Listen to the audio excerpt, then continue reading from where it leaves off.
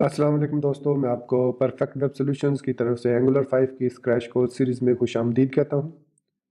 मेरा नाम इमरान कासिम है और ये हमारा एंगुलर 5 की क्रैश कोर्स की सीरीज़ का 10वां हिस्सा है, मतलब पार्ट 10 है। और आज के इस वीडियो ट्यूटोरियल में हमने जहाँ लास्ट वीडियो ट्यूटोरियल को रोका था, राउटर को कॉन्फ़िगर करेंगे और अपने राउट्स को डायनामिक बनाएंगे और उनको लिंक करेंगे डिफरेंट कंपोनेंट्स के साथ। और हम सीखेंगे कि कैसे हम एक one page static website easily बना सकते हैं सिंपल यूजिंग एंगुलर जेएस, और फिर उसमें हम अपनी मर्ज़ी से चेंजेस भी ईजिली कर सकते हैं। तो इससे पहले कि मैं अपने इस वीडियो ट्यूटोरियल को स्टार्ट करूं, मैं आपसे रिक्वेस्ट करूंगा कि अगर आपने अभी तक मेरे चैनल को सब्सक्राइब नहीं किया तो काइंडली इसको सब्सक्राइब ज़रूर कर लीजिए और साथ में मौजूद बेल का आइकन प्रेस करना मत भूलिएगा, ताकि मेरी हर आने वाली नई वीडियो या सीरीज़ की नोटिफिकेशन आपको आपकी ईमेल में या आपकी यूट्यूब ऐप में आपको मिलती रहे और आप उससे अप टू डेट रह सकें। Thank you very much. तो चलिए शुरू करते हैं इस वीडियो ट्यूटोरियल को। तो दोस्तों, इससे पहले कि मैं अपने वीडियो ट्यूटोरियल को स्टार्ट करूं, मैं अपने फॉलोअर्स का बहुत थैंकफुल हूं। मेरे एक फॉलोअर ने मुझे रिस्पांस भी दिया कि जो प्रॉब्लम लास्ट टाइम स्टक हो गई थी कि डाउनलोड जो ड्रॉप डाउन लिंक था वो काम नहीं कर रहा था, उन्होंने उसकी ना सिर्फ खुद से सोल्यूशन फाइंड की, क्योंकि मैं कह रहा था कि मैं नेक्स्ट वीडियो ट्यूटोरियल में इसको मैं एक्सप्लेन करूंगा, और ना सिर्फ उन्होंने इसको फाइंड किया बल्कि उन्होंने मुझे इसके बारे में कमेंट्स भी किया, और जो मुझे बहुत अच्छा लगा। और मैं ये चाहता हूँ कि जो मेरे फॉलोअर्स हैं या जो मेरे सब्सक्राइबर्स हैं या जो मेरी वीडियोज़ वॉच करते हैं, कि आप इस चीज़ पे मत रहें कि जो चीज़ मैंने सिखा दिया वो फुल एंड फाइनल है।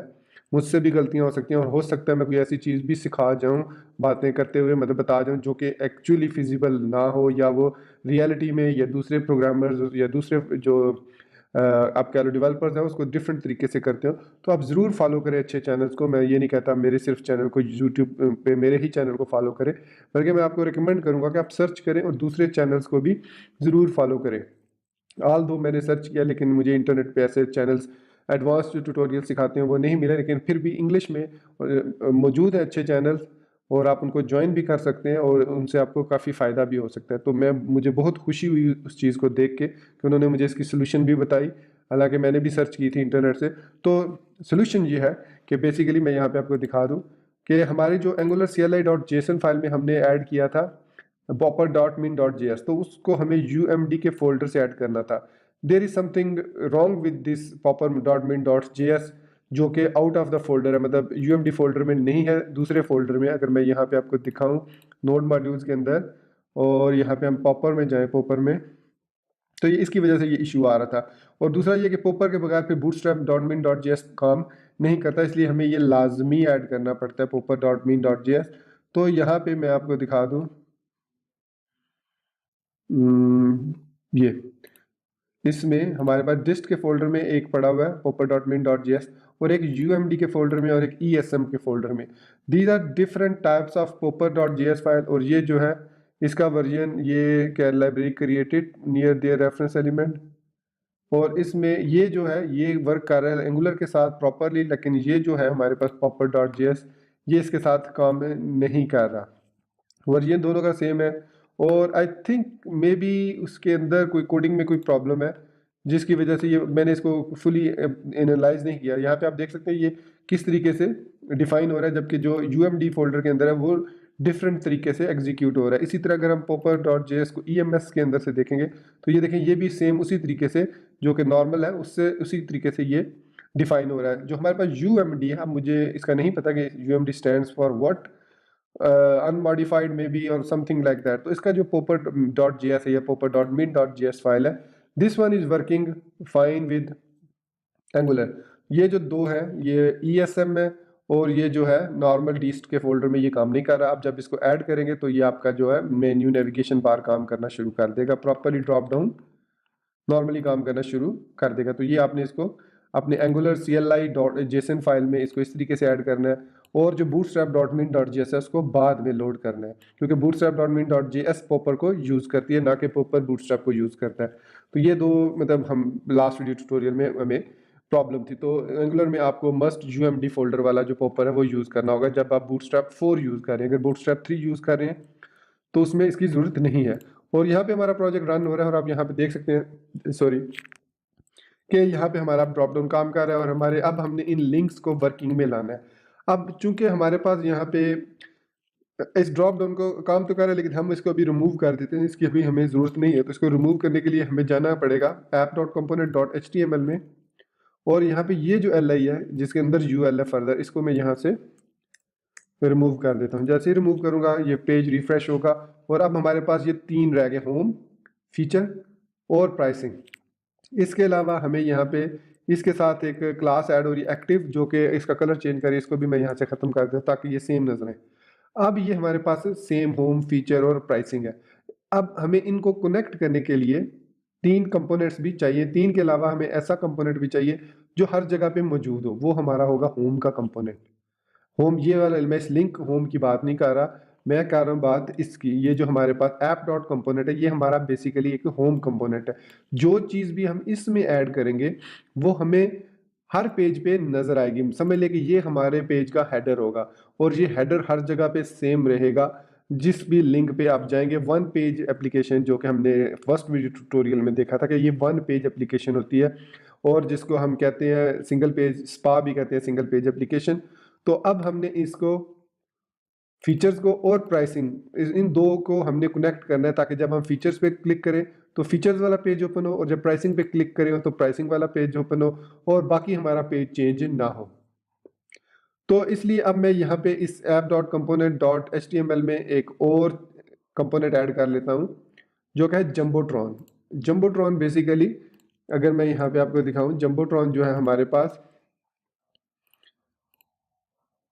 डाउनलोड में जाएंगे, सॉरी डॉक्यूमेंटेशन में हमने जाना था, डॉक्यूमेंटेशन में गए, यहाँ से कंपोनेंट्स में आएंगे, तो कंपोनेंट से हम जाएंगे जम्बोट्रॉन में। आप कोई सा भी यहाँ से ले सकते हैं जम्बोट्रॉन, ये हमारे पास।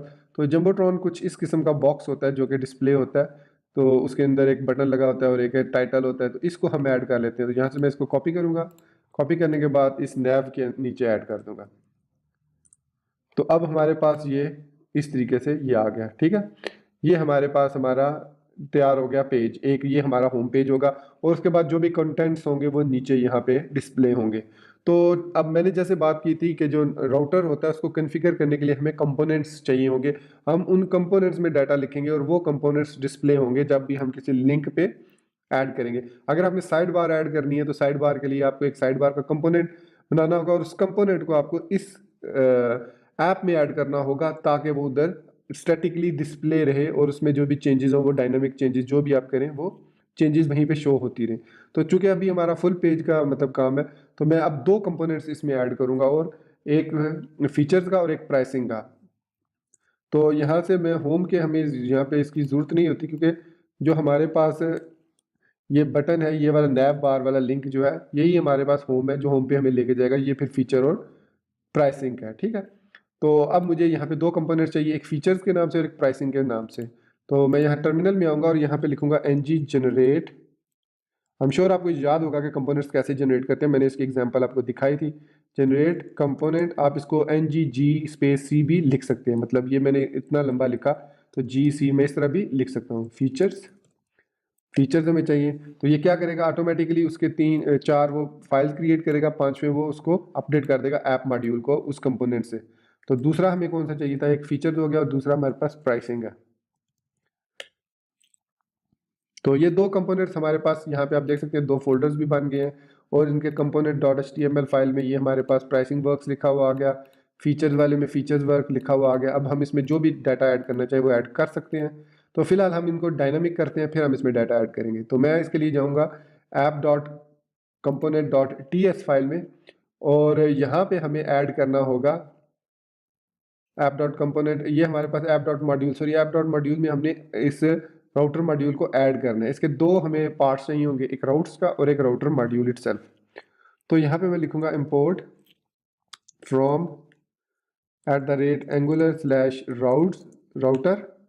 फिर इसके बाद इसके अंदर मैं इसको दो जो है राउटर मॉड्यूल एक और एक राउट्स के नाम से हमें दो इसके मेथड्स चाहिए। देख सकते हैं इंपोर्ट राउट्स, इसके अंदर जितने भी मेथड्स हैं वो यहाँ पे आ गए राउट्स के साथ जो है, जैसे राउटर स्टेट है, राउटर स्टेट स्नैपशॉट राउट्स। तो हमने राउट्स को ऐड कर लिया यहाँ पे। अब सबसे पहले हमें राउट्स डिफाइन करने हैं, और उससे पहले भी हमें राउट को ऐड करना है अपने डॉक्यूमेंट में। तो ये क्या है, मॉड्यूल है, तो मॉड्यूल को हम क्या करते हैं, इंपोर्ट करते हैं। तो यहाँ पे हम लिख देंगे राउटर मॉड्यूल, सिंपल। अब ये इंपोर्ट तो हो गया, लेकिन इसके कुछ पैरामीटर्स होते हैं, वो हम यहाँ पे डिफाइन करेंगे। तो राउट डिफाइन करने का तरीका जो उसके अंदर एंगुलर के अंदर है वो ये है कि यहाँ पे हम एक वेरिएबल लेंगे राउट्स के नाम का, इज इक्वल सॉरी कॉलन, और इसकी डाटा टाइप राउट्स रख देंगे। ये राउट्स वो है जो हमने यहाँ पे इंपोर्ट किया है, ठीक है। और फिर इसको एरे ऑफ राउट, एरे में ऑब्जेक्ट्स ऑफ राउट्स देंगे। तो ऑब्जेक्ट्स कैसे एरे के अंदर देते हैं, वो ये तरीका है कि पहले आपने स्क्वायर ब्रैकेट्स लगाई, उसके अंदर कर्ली ब्रैकेट्स, और उसके साथ हम यहाँ पे एक पाथ का वेरिएबल यूज़ करते हैं। ये हमारे पास पाथ हो गया, की यूज़ करेंगे, और यहाँ पे हम यहाँ पे लिखेंगे फीचर्स, यहाँ पे जो भी नाम देके वो हम यूज़ करेंगे फ्रंट एंड में, पाथ। फिर दूसरी चीज़ इसमें होती है कंपोनेंट। कंपोनेंट, अब कौन सा फीचर्स के साथ, हम फीचर वाला कंपोनेंट, तो फीचर्स कंपोनेंट हम लोड करना चाह रहे हैं। फिर यहाँ पे हम कॉमा लगाएंगे, और यहाँ पे दूसरा पाथ प्राइसिंग, इसका नाम हमने दिया प्राइसिंग, और इसके लिए कंपोनेंट कौन सा करेंगे, यस प्राइसिंग कंपोनेंट को लोड कर लिया। ये दो राउट्स हमने यहाँ पे डिफाइन कर दिए। अब इन दो राउट्स को हमने फ्रंट एंड में यूज़ करना है, तो इस राउटर मॉड्यूल को हमें, इसका एक मेथड है फॉर रूट, इसके अंदर हम इस वेरिएबल को पास कर देंगे यहाँ पे, सिंपल इतना करना है। अब जब हमने इसको इसके अंदर पास कर दिया, तो अब हमारे पास, मैं यहाँ पे आपको इसकी डॉक्यूमेंटेशन ओपन करके दिखा देता हूँ, ताकि आपको भी याद रहे कि ये डॉक्यूमेंटेशन के अंदर भी मौजूद है और मुझे भी। तो स्टेबल, यहाँ पे अब हमने राउटर लिंक को, और ये राउटर लिंक विद एचरेफ और राउटर लिंक दोनों सेम है, इनमें कोई फर्क नहीं है। और राउटर आउटलेट बेसिकली हमारा जो भी कंपोनेंट होता है, उसको जब हम किसी लिंक पे जाते हैं, तो उस लिंक की वजह से जहाँ पे राउटर आउटलेट लिखा होगा, वो उस नाम के कंपोनेंट, मतलब उस नाम के अगेंस्ट जो हमने राउट्स के अंदर डिफाइन किया है, उस नाम के अगेंस्ट जो भी कंपोनेंट हमने कंपोनेंट की को दिया है, उसको लोड करके उसकी जो उसका टेम्पलेट फाइल होगी उसकी हमें वो शो कर देगा। तो यहाँ पे हमने फीचर्स का जो की है, फीचर्स का जो हमारे पास राउट है, उसके लिए हमने फीचर कंपोनेंट को यूज़ किया। तो जैसे हम स्लैश फीचर्स लिखेंगे, या उसको स्लैश फीचर रूट पे जाएंगे, राउट पे जाएंगे, तो वो ये वाला कंपोनेंट लोड करेगा। तो चलिए इसको डिफाइन अब करते हैं HTML में। हम, ये हमारे पास HTML आ गया। अब हमें href की ज़रूरत नहीं है, बल्कि इसकी जगह पे हम कंपोनेंट यूज़ करेंगे राउटर लिंक वाला, ये वाला राउटर लिंक। तो इसको लिखने का तरीका ये है कि router link is equal to, यहाँ पे अब हमने वो नाम देना है जो नाम हमने यहाँ पे डिफाइन किया है। तो ये फीचर्स वाला ये नाम हमने यहाँ पे देना है। तो इसी तरीके से ये href हमें नहीं चाहिए, और router link is equal to, हमने क्या नाम दिया था इसका, प्राइसिंग। तो ये हमने इसको राउटर दे दिया, राउटर लिंक। अब ये पेज जब रिफ्रेश आया, अब मैं जब फीचर्स पे क्लिक करूँगा, तो हमारे पास यहाँ पे फीचर, और जब प्राइसिंग वाला करूँगा, तो अब आई थिंक, ओ सॉरी, हाँ जी ठीक है, वो एक्चुअली काम इसलिए नहीं कर रहा कि मुझे यहाँ पे आउटलेट को यूज़ करना है, जो मैं भूल गया यूज़ करना, ये राउटर आउटलेट को। तो राउटर आउटलेट, और इसको हमने यूज़ करना है इस तरीके से। अब यहाँ पे वो डिस्प्ले करेगा, ठीक है। तो अब यहाँ पे आप देख सकते हैं प्राइसिंग वर्क्स लिखा हुआ आ गया, फीचर्स पे जाऊँगा, फीचर वर्क्स लिखा हुआ आ गया। तो इस तरीके से अब हम इसको यूज़ कर सकते हैं। अब ये जो प्राइसिंग वर्क है, ये फीचर है, आप इसको फर्दर इसके अंदर जो भी HTML लगाना चाहें, वो आप इधर से डाउनलोड कर लें bootstrap.com से।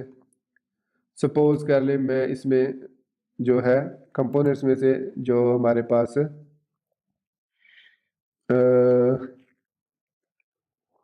कौन से वाले उठा लें यहाँ से, कोलैप्स वाला, कोलैप्स, ये कोलैप्स, ये वाला ले लेते हैं, कोलैप्स ले लेते हैं। तो इसमें हमारे पास ये, इस चीज़ को हमने ऐड करना है, तो इसको हम यहाँ पे से कॉपी कर लेते हैं, और यहाँ पे डॉट कंटेनर, और इसके अंदर डॉट, सॉरी, डॉट रो, और इसके अंदर हम यहाँ पे लगा देते हैं डॉट कॉल MD12, और इसके अंदर इसको पेस्ट कर देते हैं, सेव किया। अब ये हमारे पास आ गया फीचर्स वाले में। तो आप यहाँ पे देख सकते हैं हमारे पास जो फीचर वाले में वही कंटेंट यहाँ पे आ चुके हैं, और अब हम इनको प्राइसिंग में जाएंगे, तो ये प्राइसिंग आ गया। अब प्राइसिंग के लिए हम कोई और कंपोनेंट यूज़ कर लेते हैं। हम कोई सपोज कर ले, कोई प्राइसिंग के लिए हम कोई फॉर्म यहाँ पे लगा देते हैं। तो यहाँ से मैं, ये तो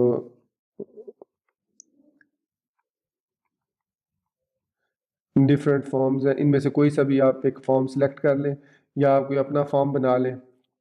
इसको मैं ले लेता हूँ, इसको कॉपी कर लेता हूँ और इसको उठा के मैं इसके अंदर प्राइसिंग वाले में यहाँ पे HTML के अंदर वही तरीका डॉट कंटेनर, ये बूटस्ट्रैप की क्लास है, कंटेनर रो डॉट कॉल MD12 और यहाँ पे मैं इसको पेस्ट कर देता हूँ। ठीक हो गया।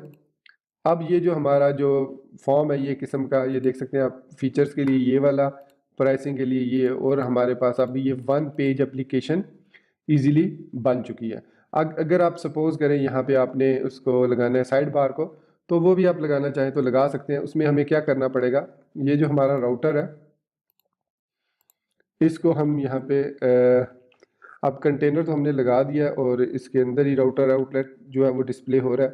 तो या तो इसके लिए हम ये करते हैं, कंटेनर यहाँ पे लगा देते हैं डॉट कॉल रो, फिर डॉट कॉल MD, अब 8 इसको दे देते हैं और इसमें हम डिस्प्ले करा लेते हैं राउटर आउटलेट को। इस तरीके से हम इसको यहाँ पे कर लेते हैं और इसी तरीके से डॉट कॉल MD4 इसके अंदर साइड बार हम ऐड करेंगे। ठीक है, सेव किया। अब हमने यहाँ से हमें 2 डिव्स को ख़त्म करना होगा, हमें यहाँ पे बल्कि 3 को, कंटेनर रो और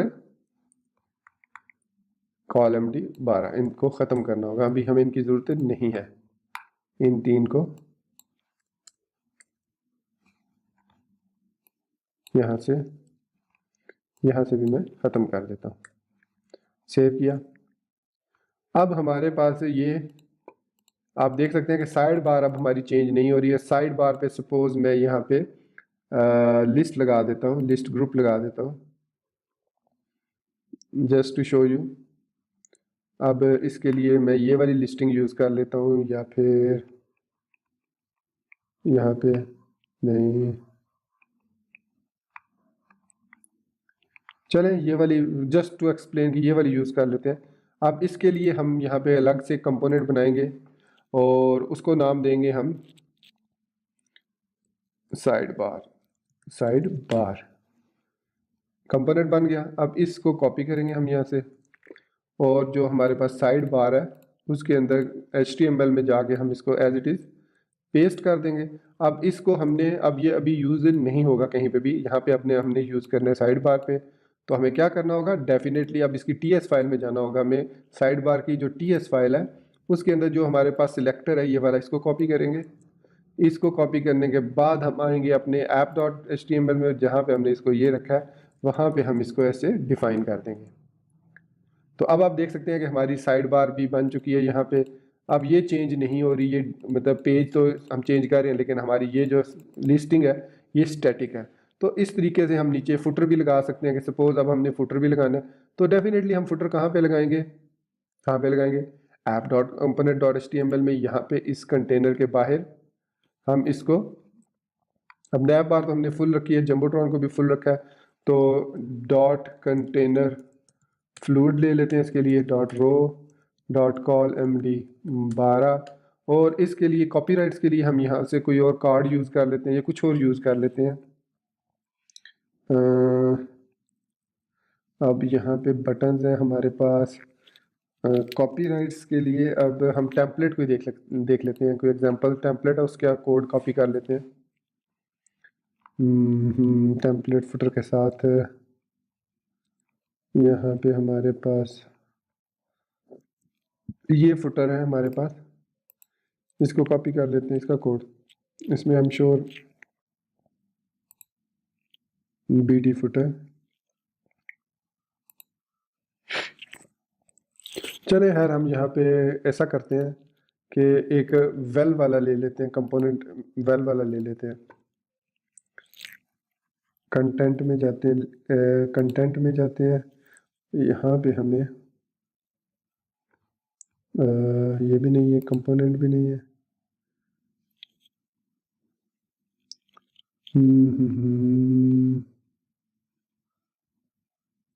इनपुट ग्रुप भी हो गया, नैव स्नैप बार भी हो गया, पैजिने, चल नैव्स ले लेते हैं, कुछ मतलब शो ही करना है हमने कि वो चेंज नहीं होता वो जैसे ये लिंक्स हैं, हम ये लिंक्स नीचे कॉपी कर देते हैं, इस तरीके से कोई से भी लिंक्स कोई, ये तो ठीक है। इसको कॉपी करते हैं हम और इसको कहाँ पे हमने पेस्ट करना है, ये हम कहाँ पे ऐप कंपोनेंट में यहाँ पे पेस्ट कर देंगे। तो अब हमारे पास ये देख सकते हैं फुटर भी आ गया। डिसेबल्ड वाला जो लिंक है वो हम यहाँ से ख़त्म कर देते हैं। ठीक हो गया। तो दोस्तों इस तरीके से अब हमने यहाँ पे ये किस्म का हमने फुटर भी लगा लिया है। तो ये हमारी एक सिंपल सी वेबसाइट तैयार हो चुकी है, जिसमें आप बस अपने कंपोनेंट ऐड करें, कंपोनेंट्स के अंदर डाटा जो उसकी .html फाइल है उसमें आप जो भी डाटा एंटर करना चाह रहे हैं, अगर आप कोई डायनामिक डाटा एंटर करना चाह रहे हैं किसी साइट से लेकर, वो इंशाल्लाह हम नेक्स्ट वीडियो ट्यूटोरियल में देखेंगे कि जैसे ये हमारे पास जो डाटा आ रहा है, ये यहाँ पे जो कार्ड्स आ रहे हैं, ये अभी कितने हमने ऐड किए हैं, 3 ऐड किए हैं। तो नेक्स्ट वीडियो ट्यूटोरियल में हम इसको डायनामिक करेंगे और रेफरेंस के तौर पे मैं बता देता हूँ आपको कि यहाँ पे हम इस तरह करेंगे कि यहाँ पे ये पोस्ट्स आ जाएंगी और उन पोस्ट को जब हम लिंक करेंगे तो उसका पोस्ट का डाटा यहाँ पे डायनामिकली यहीं पे इसी तरीके से उस पोस्ट का डाटा शो होगा। और मैं उसके लिए यूज़ करूँगा जो साइट है वो है जेसन प्लेस होल्डर, ये वाली फाइल है। और इस फाइल में जब हम पोस्ट को क्लिक करते हैं तो हमारे पास इस तरह पोस्ट आती है जिसमें एक टाइटल होता है उस पोस्ट का और एक उसकी बॉडी होती है। तो अब हम यहाँ पे इस अपने प्रोजेक्ट के अंदर यहाँ पे उस टाइटल को डिस्प्ले करेंगे और यहाँ पे बॉडी में हम यहाँ पे उसकी बॉडी ये डिस्प्ले करेंगे। ये हम करेंगे नेक्स्ट वीडियो ट्यूटोरियल में। और यहाँ पे मैं अपने इस वीडियो ट्यूटोरियल को ख़त्म करता हूँ और उम्मीद करता हूँ कि आपको मेरे इस ट्यूटोरियल की समझ आई होगी और आपको पता चल गया होगा कि कैसे हम डायनामिक कर सकते हैं अपने राउट्स को और डिफरेंट कंपोनेंट्स को ऑन क्लिक पे लोड कर सकते हैं। इसमें अभी 2 चीज़ें हमने डिस्कस नहीं की, एक राउटर लिंक एक्टिव और बल्कि एक ही चीज़ नहीं की, राउटर लिंक एक्टिव। इसको हम नेक्स्ट देखेंगे ये क्या है। राउटर लिंक विद href और राउटर लिंक ये दोनों सेम है, इनमें कोई ऐसा डिफरेंस नहीं है, बस इसका जो समझिए डायरेक्टिव वो डिफरेंट है, इसका डायरेक्टिव डिफरेंट है। ये राउटर लिंक है और ये ए और फिर उसके बाद आप राउटर लिंक लिखते हैं, तो इसको यूज़ करने की ज़रूरत नहीं है, हमारे लिए यही इनफ है राउटर लिंक। तो राउटर आउटलेट जो है वो कंपोनेंट्स जो हम करंट यूआरएल पे मौजूद है उसका डाटा जो है वो राउटर आउटलेट में डिस्प्ले होता है। हम डिफरेंट राउटर आउटलेट भी बना सकते हैं जिनको हम डिफरेंट लिंक्स की बेस पे डिस्प्ले कर सकते हैं। वो भी हम नेक्स्ट इंशाल्लाह आगे चल के जब थोड़ा एडवांस जाएंगे आपको भी इसकी सही तरीके से समझ आ जाए तो उसमें कोई प्रॉब्लम आपको समझने में नहीं होती। तो दोस्तों मैं अब आपसे इजाज़त चाहूँगा और यहाँ पे मैं अपने इस वीडियो ट्यूटोरियल को ख़त्म करता हूँ और उम्मीद करता हूँ कि आपको मेरा ये वीडियो भी मेरे दूसरे वीडियो ट्यूटोरियल की तरह पसंद आया होगा। और आप इसको लाइक करना, मेरे चैनल को सब्सक्राइब करना, ये अपने इस वीडियो को शेयर करना नहीं भूलेंगे। Thank you very much guys for being with me till end. Take care. Allah Hafiz and bye.